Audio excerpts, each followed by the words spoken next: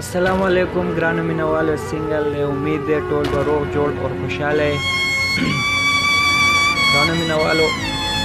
ما خپل لیکلی یو غزل دی چاپېته غزل دی زه تاسو ته وړاندې کوم امید دی چې ستاسو به ټولو ډېر خوښ شي او ما ته بیا جواب خامخا راکړي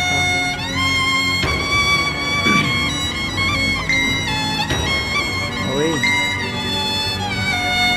ځکه په زړه باندې خفګان لرم او د خپل وطن د تلو ارمان لرم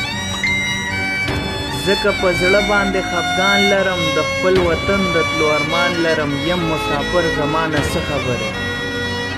یم مسافر زمانه څه خبرې مورې چې څه رنګې ګذران لرم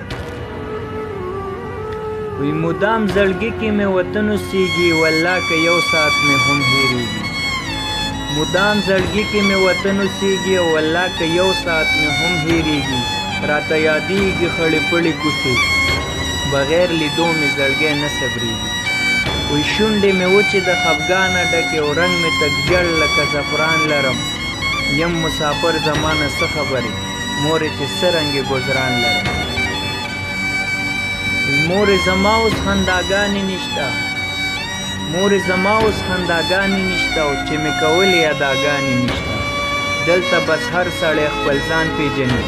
د پښتنو شان ورورلیانې نشته دې غریبۍ په ژوند ستومانه کړمه د لیوني په شان ګریوان لرم یم مسافر زمانه څه خبرې مورې چې څه رنګې ګذران لرم وی دلته حیا ده په ظاهره باندې دلته حیا ده په ظاهره باندې دلته وفا ده په ظاهره باندې بیا حقیقت مینه څوک نه پیژني بیا حقیقت مینه څوک نه پیژني تشه خندا ده په ظاهره باندې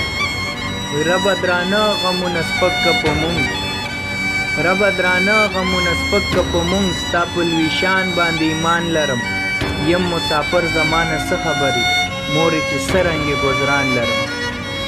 حاضره یې کړئ وی کله کالام او کله سوات ته تګو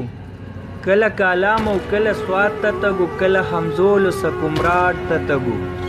او چې د جندي پل نه روان شو یو ځای بیا په سورنګ باندې کوهاټ ته تګو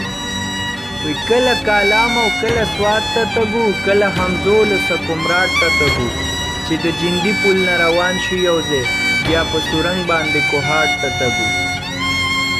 ای کامي خانه خدای دې ټول کامیاب کړي ای کامي خانه خدای دې ټول کامیاب کړي کوم چې خواږه خواږه یاران لرم او یم مسافر زمانه څه خبرې مورې چې څه رنګې ګذران لرم یم مسافر زمانه څه خبرې مورې چې څه رنګې ګذران لرم امید دی تاسو به ټولو خوښ شي او بیا ما ته خامخا جواب راکړئ هم وسلام د ځان خیال ساتئ او چېرته کې مې خوشحال آباد اوسئ الله پامان